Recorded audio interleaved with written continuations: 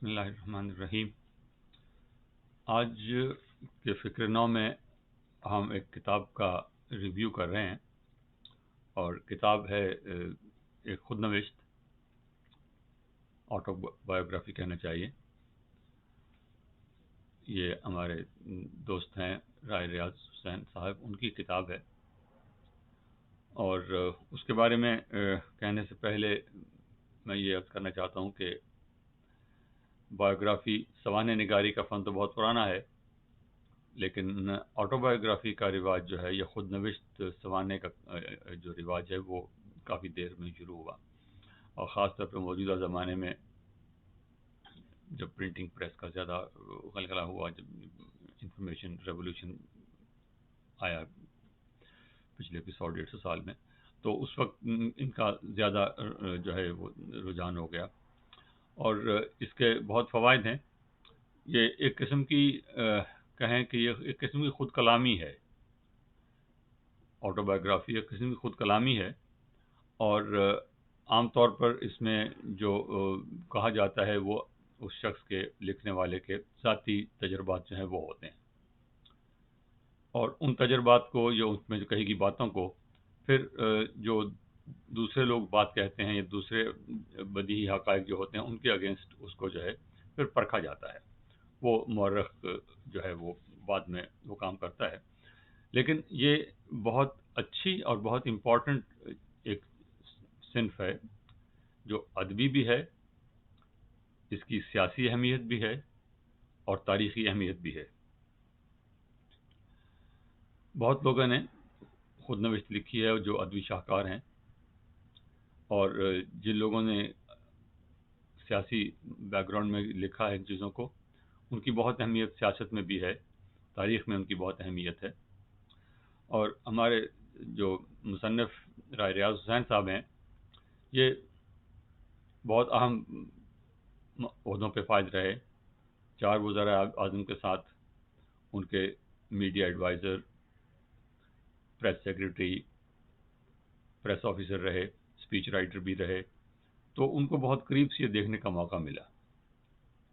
اور ایک بات جو سول سرونٹس کو عام طور پہ موقع نہیں ملتا، وہ یہ کہ اگر آپ انفارمیشن سروس میں ہیں، اور خاص طور پر اگر پریس انفارمیشن ڈپارٹمنٹ میں ہیں، تو آپ کو بہت جلدی گریڈ 17-18 میں ہی آپ کو بہت امپورٹنٹ اور بہت اعلیٰ سطح کی جو میٹنگز ہیں اس میں بیٹھنے اور سننے کا اتفاق ہوتا ہے، جو کہ باقی سروسز میں نہیں ہوتا۔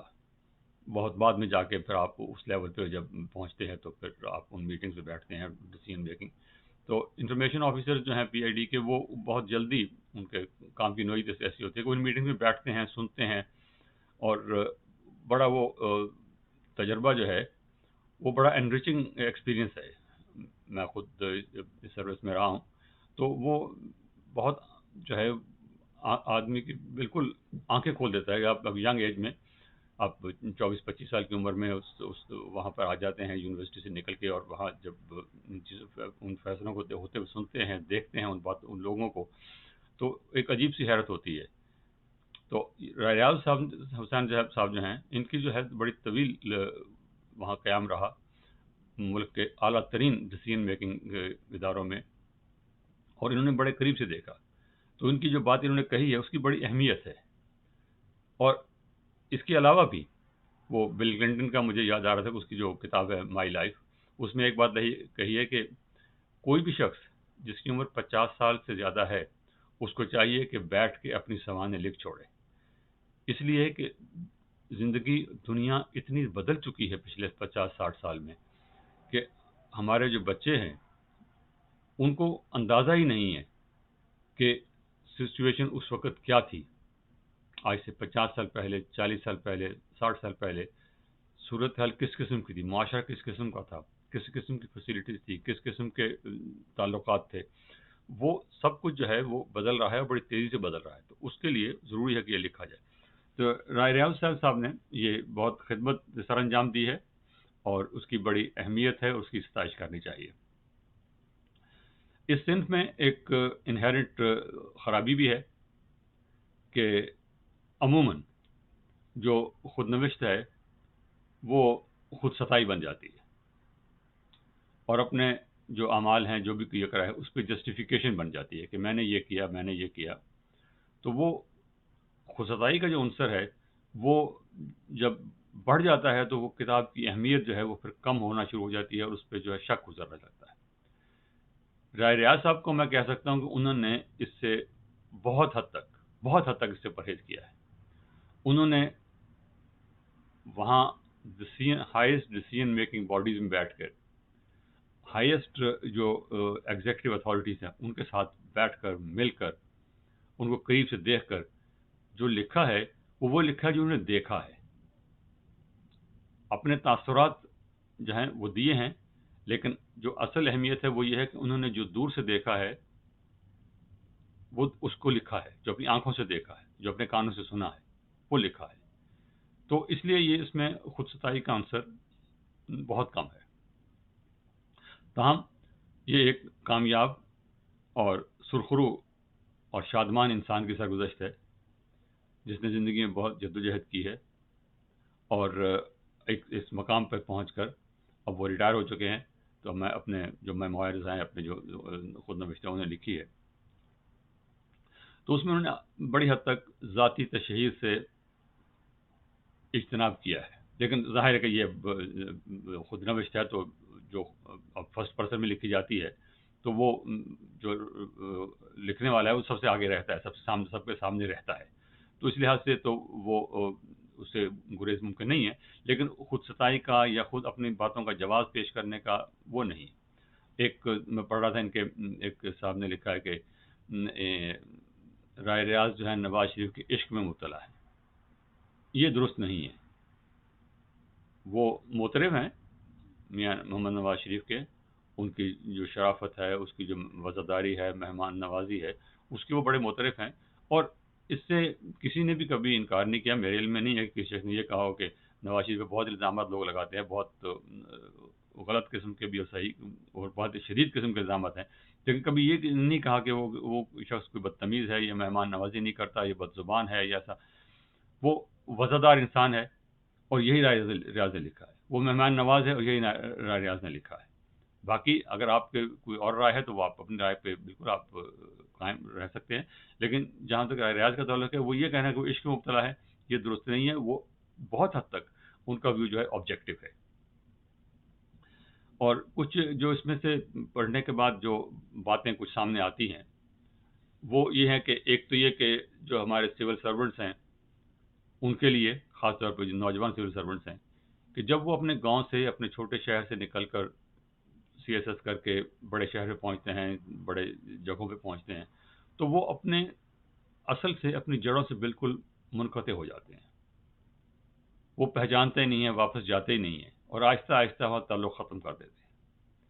یہ ان کے لیے بھی غلط چیز ہے، ان کو بھی نقصان پہنچاتی ہے. اور جو جس معاشرے سے، جس گاؤں سے، جس چھوٹے شہر سے وہ اٹھ کے آئے ہوتے ہیں، ان کا بھی جو ہے وہ ان کی بھی حق تلفی ہوتی ہے. تو اس سے، اور رائے ریاض کا جو ہے یہ اگر آپ کتاب پڑھیں تو رائے ریاض نے جو کیا ہے کہ وہ اپنی اصل سے، اپنی جڑ سے، اپنی بنیاد سے وہ جڑا رہا ہے مسلسل.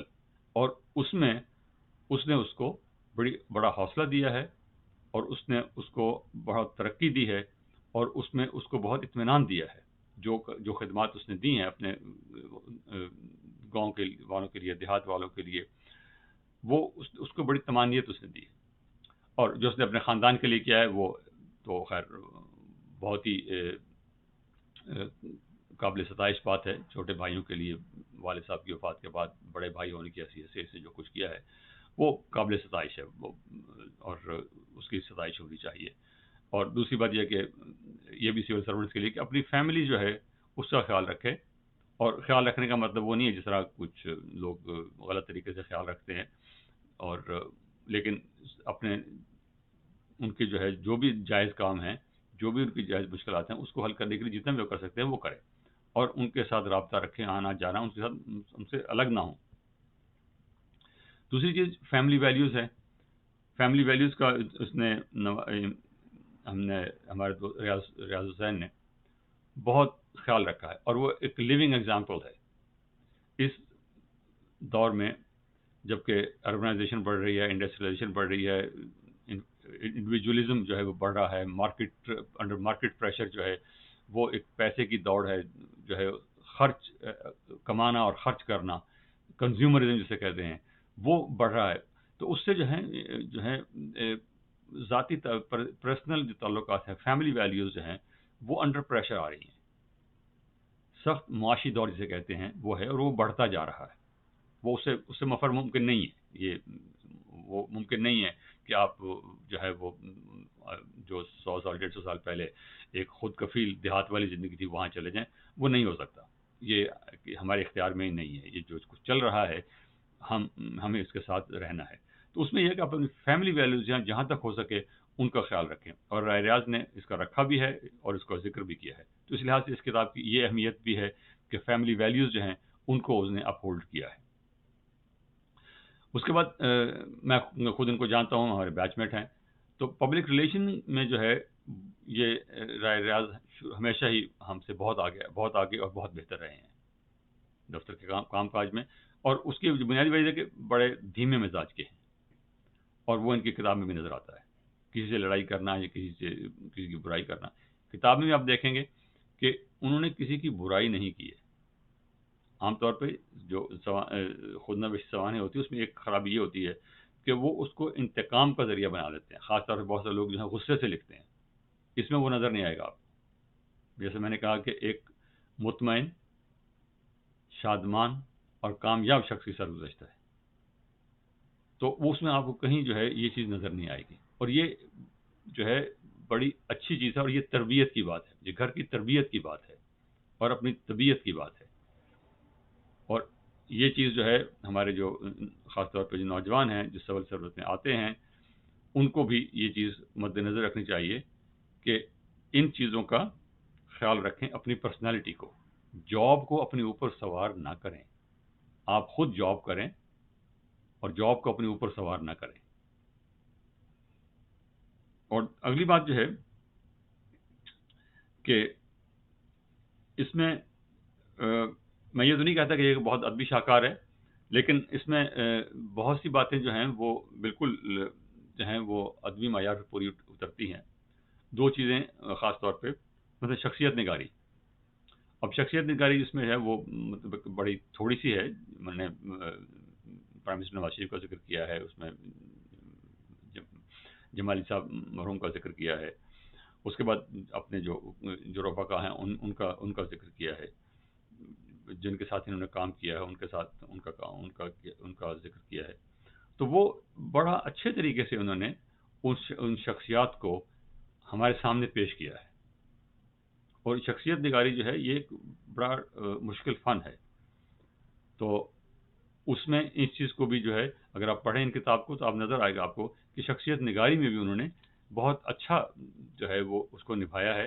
خاص طور پہ ان کے جو چاروں وزراء اعظم ہیں ان کا جو نقشہ انہوں نے کھینچا ہے وہ بہت نقشے کی حد تک بہت دل نواز ہے. باقی آپ جو چار وزراء اعظم ان کے بارے میں جو آپ کی جو رائے بھی آپ کی ہو وہ ٹھیک ہے، اس سے کسی کو انکار نہیں ہے.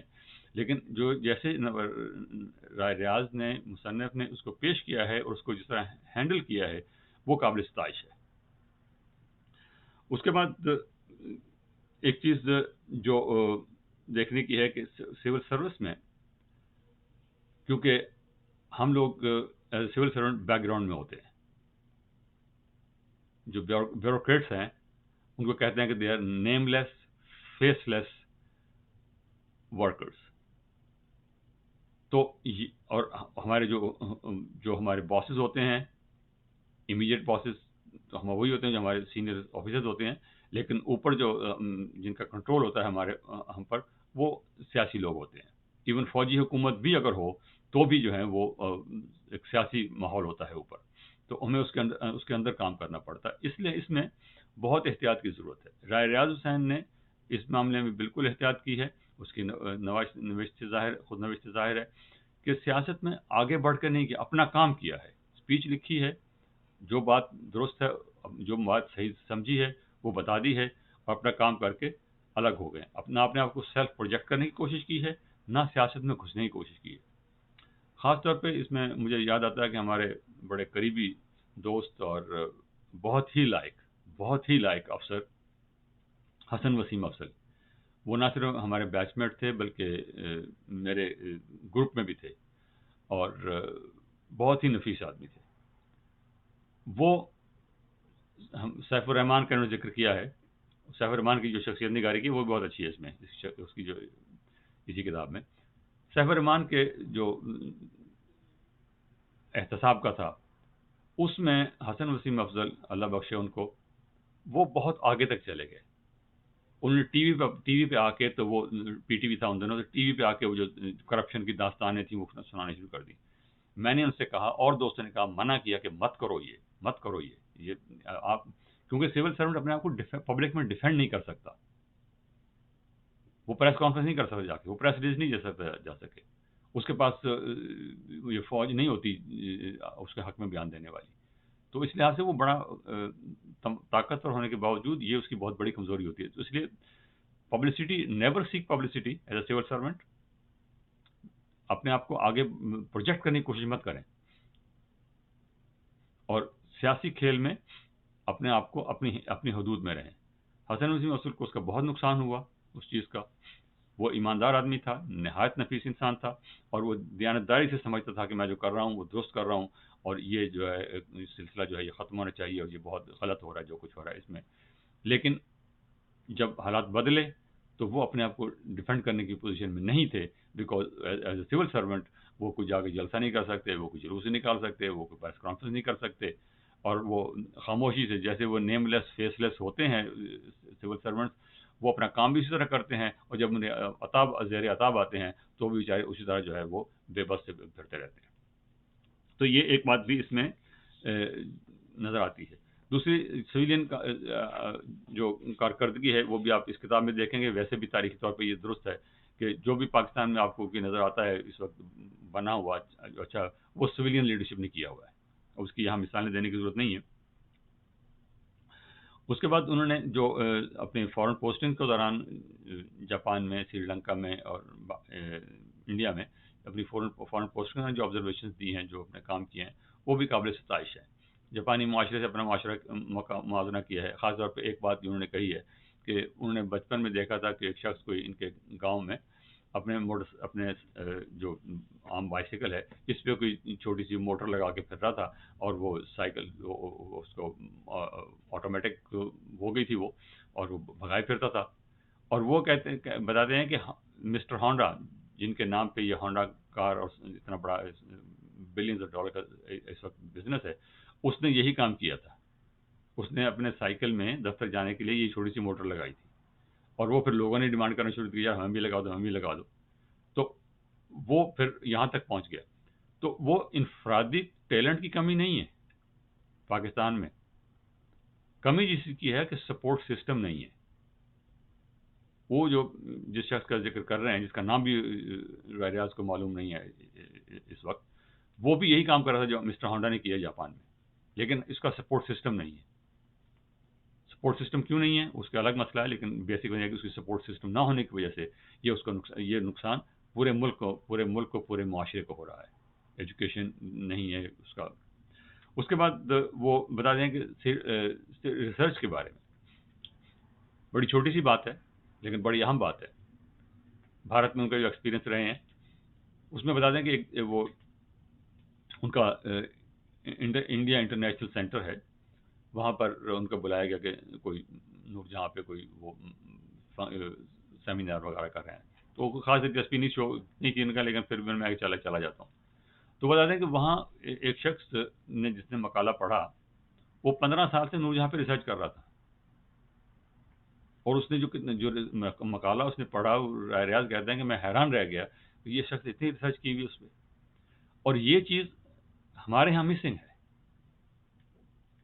ہمارے ہاں آبزرویشنز ہیں چھوٹی موٹی، وہ نصرت فتح علی ہو یا نور جہاں ہو یا مہدی حسن ہو، جو آرٹسٹ ہیں، جو بھی سائنس کے میدان میں بھی ہیں، لیکن کوئی اس طرح ریسرچ کر کے، تحقیق کر کے اس بات کو آگے بڑھانے میں حصہ نہیں لیتے. ہم نے تو اقبال بھی کوئی کام نہیں کیا، وہ تو الگ مسئلہ ہے. اور اس کے بعد श्री लंका में बताते हैं कि हमारे जो कारोबारी हजरात हैं वो किस तरह गड़बड़ करते हैं। मैंगो फेस्टिवल हुआ और वो ख़राब किस्म के मैंगो भेज दिया, और उसे मैं नहीं जाना चाह रहा।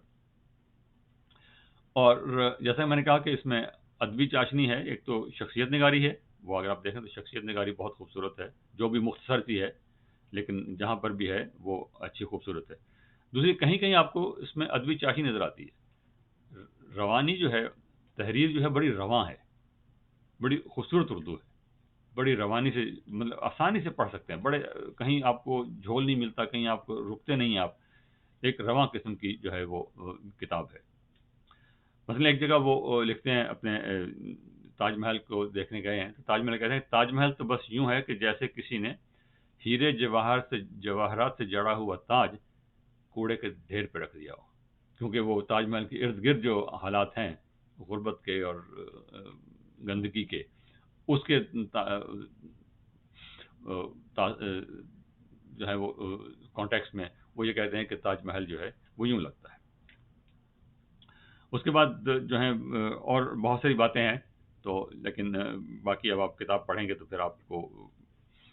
और दूसरा किताब जो है वो जो एक जो राय साहब ने किया है वो तो एक काबिल तारीफ है, लेकिन पब्लिशर ने बहुत अच्छा काम किया है। मैंने अभी जो किताबें मंगवाई हैं पाकिस्तान से कुछ अर्सा पहले, उनकी उनके कागज़, उनकी छपाई, उनकी प्रिंटिंग, हत्ता कि उनकी इमला बहुत नाकिस है। मैं बहुत मायूस हुआ, बहुत सारी किताबें जो मंगवाई हैं पाकिस्तान से पिछले कुछ सालों में, कोई एक किताब मतलब ऐसी नहीं आई कि जो जिसे बहुत अच्छा हो। कोई एक आध किताब होगी ऐसी, लेकिन अक्सर वैसी किताब। इस किताब का कागज़ बहुत शानदार है, प्रिंटिंग बहुत अच्छी है, और इमला की गलतियाँ बहुत कम है। एक गलती जो है जो खलती है बार बार, वो बहरहाल को बहरहाल कर दिया गया है।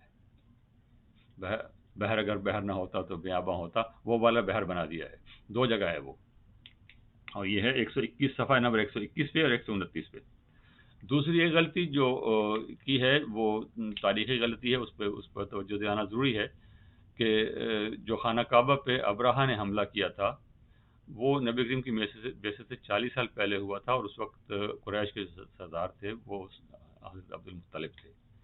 वहाँ गलती से जो है हज़रत इब्राहीम का नाम लिख दिया गया है, जो कि दुरुस्त नहीं है। और बहुत किताब बहुत अच्छी है, आप पढ़ना चाहें तो ज़रूर पढ़िए। इसमें बहुत सी हैं वो चीज़ें आपको मिलेंगी जो आपको पसंद आएंगी। तो किताब जो है उसमें आप देखिए, पढ़िए उसको, और मुझे ज़ाहिर तौर पे बहुत पसंद आई है और बहुत अच्छा लिखा है इन्होंने। राज साहब ने उम्मीद है कि वो और भी इस पे लिखेंगे और मज़ीद इसको जला देंगे, और उसका दूसरा एडिशन जो है उसमें जो है कुछ और इजाफा करके बातों को और आगे बढ़ाएंगे। बहुत शुक्रिया। खुदा हाफिज़। अस्सलाम वालेकुम।